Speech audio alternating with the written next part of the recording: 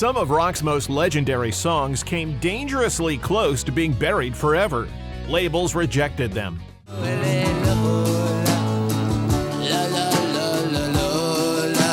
Bands doubted them. A few were nearly cut, edited, or hidden on the wrong side of a single. These are 10 classic rock songs that almost never got their moment. Hey Jude, don't make it bad. Number 10. Pink Floyd, Comfortably Numb.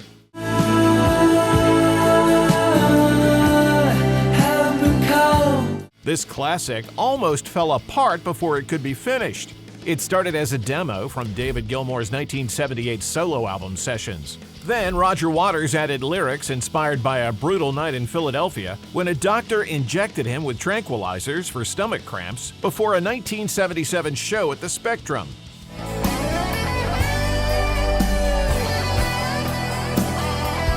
Waters later said he spent the concert trying to perform when he could hardly lift his arm. And that's when the disagreements began. Waters wanted a lush orchestral arrangement, but Gilmour wanted a stripped-down rock track. The fight escalated until co-producer Bob Ezrin helped force a compromise. The body of the song followed Waters' orchestral vision, while the outro and final solo leaned into Gilmour's. That uneasy truce gave us the version of Comfortably Numb we know today.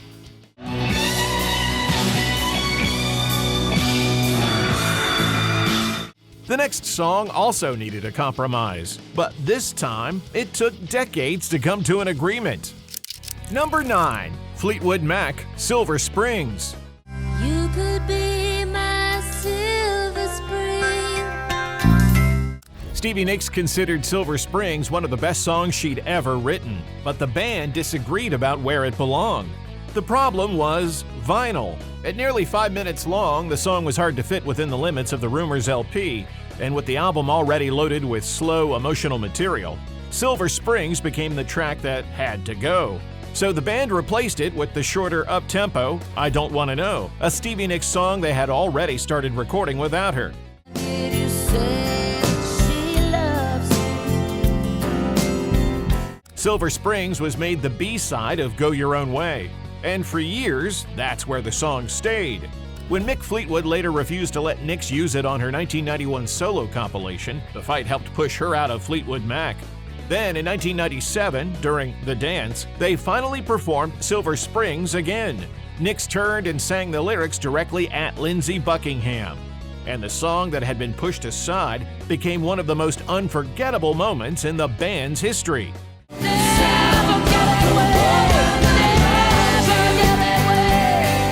The next song was written for a rock opera that never happened. Number 8. The Who, Baba O'Riley.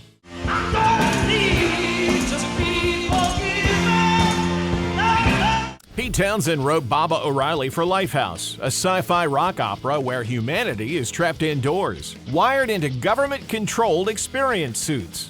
He tried to use a computer to turn his guru Mayor Baba's personal data into music, but when the technology wouldn't cooperate, Townsend built the track himself on a Lowry organ, using its marimba repeat feature as an approach inspired by minimalist composer Terry Riley.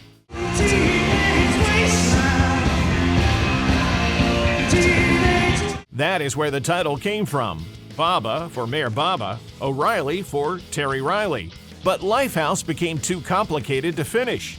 Producer Glyn Johns helped convince the band to abandon the full concept and turn the strongest songs into a tighter rock album. A lot of the project was left behind, but Baba O'Riley was too powerful to lose.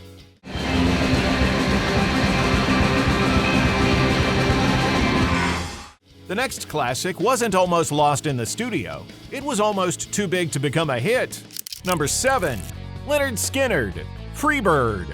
'Cause I'm as free as bird. Freebird was never an obvious single. At 9 minutes long, the band and MCA both thought it was simply too much for commercial radio. So they compromised and released a shortened edit, cutting the song down to just over 4 minutes and leaving only a piece of the long instrumental ending. It still peaked at number 19 on the Billboard Hot 100, but fans wanted the full flight.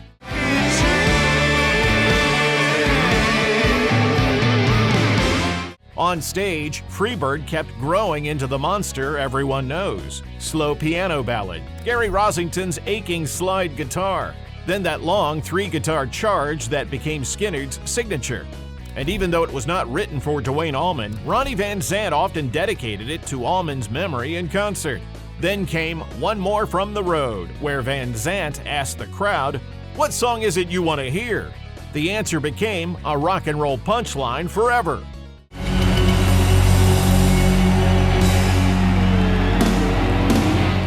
The next song almost never made it to air because of its controversial lyrics, but probably not the kind of controversy you'd expect. Number 6, The Kinks, Lola.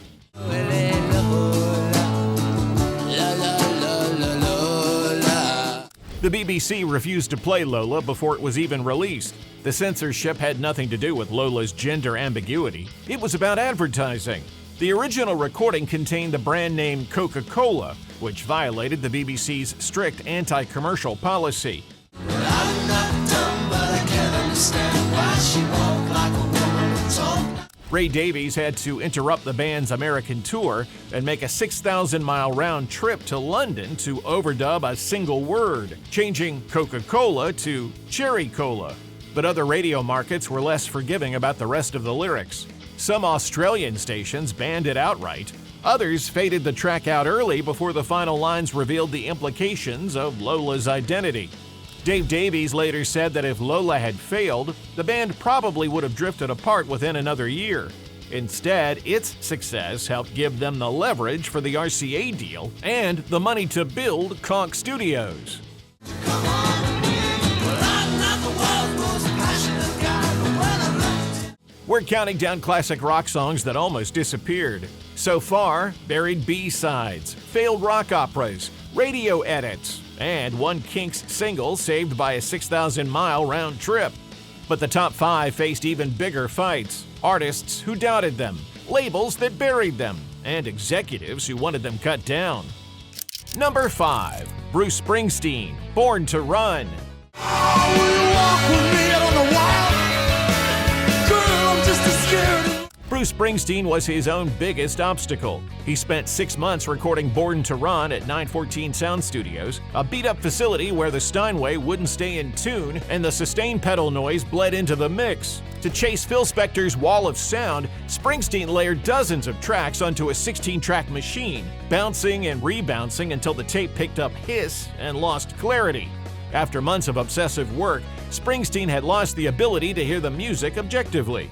Slam, slide, baby, we were born to run. When engineer Jimmy Iovine brought him an acetate of the album, they tested it at a hi-fi shop. Springsteen panicked. He grabbed the acetate, stormed back to the hotel, and hurled it into the swimming pool. Then he demanded they scrap the entire project and re-record the album live. Thankfully, John Landau talked him out of it and kept pushing him to finish the record.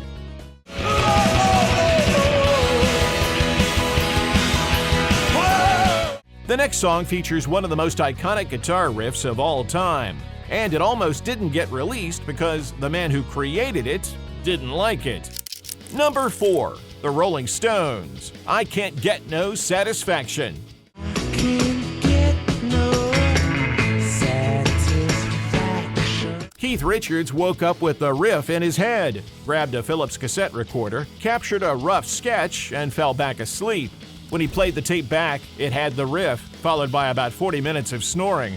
In the studio, he used a Maestro FZ1 fuzz tone to make the guitar mimic a horn line. But to Richards, that fuzz guitar was only a placeholder for a trumpet or a trombone part. He thought it sounded gimmicky. He considered the whole track a demo. I tried, I can't get no. But Keith and Mick were outvoted by the rest of the room, including manager Andrew Loog Oldham and engineer David Hassinger. And the riff stayed. The song's success was so massive that the available stock of Maestro FZ1 fuzz tones sold out by the end of 1965. Years later, Otis Redding recorded a soul version with Stax musicians, using horns on the main riff, almost exactly the way Richards had imagined it.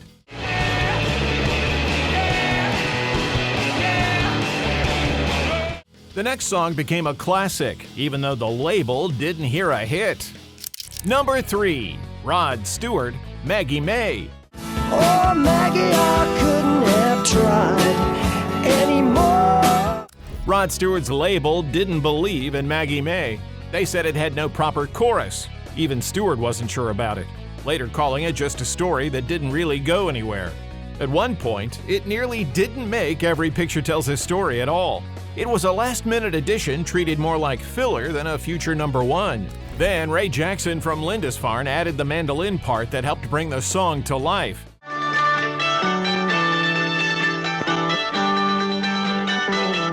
And in the liner notes, Stewart didn't even name him. He just called him the mandolin player in Lindisfarne. Still, Mercury released Maggie May as the B-side to Reason to Believe. Then DJs started flipping the record. Chuck Buell at WLS in Chicago heard the hit hiding on the wrong side and put it into rotation. The airplay spread. Mercury had no choice but to follow, and Maggie May went to number 1.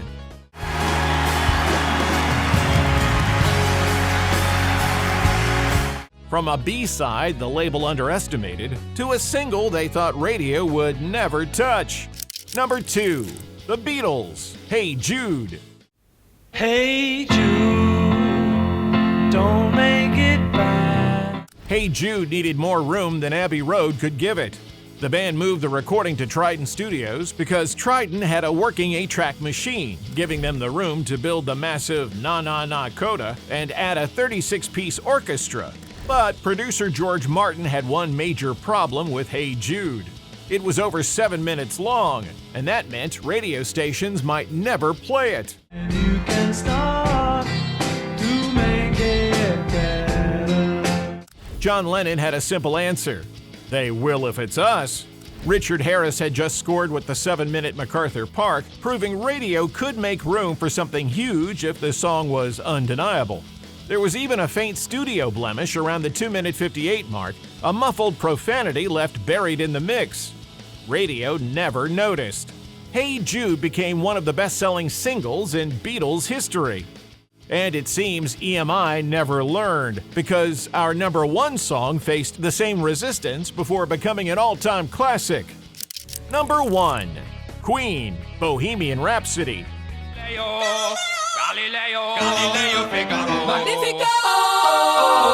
Queen's label didn't know what to do with it. At 5 minutes and 55 seconds with no standard chorus, an operatic midsection, and a structure that ignored every rule of pop radio, EMI wanted it cut down. Even people around the band pushed for edits. But Queen refused. The operatic section alone required roughly 180 vocal overdubs from Freddie Mercury, Brian May, and Roger Taylor. The band bounced submixes so many times that the tape oxide wore thin enough to see through.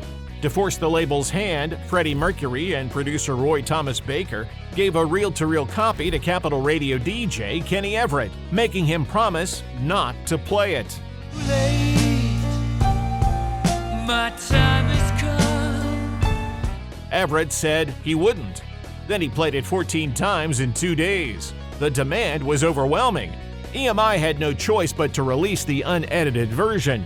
And because Queen was on tour and did not want to awkwardly mime it on Top of the Pops, they shot a 4-hour promotional video with director Bruce Gowers. That clip helped make Bohemian Rhapsody one of the most unlikely number 1 hits in rock history.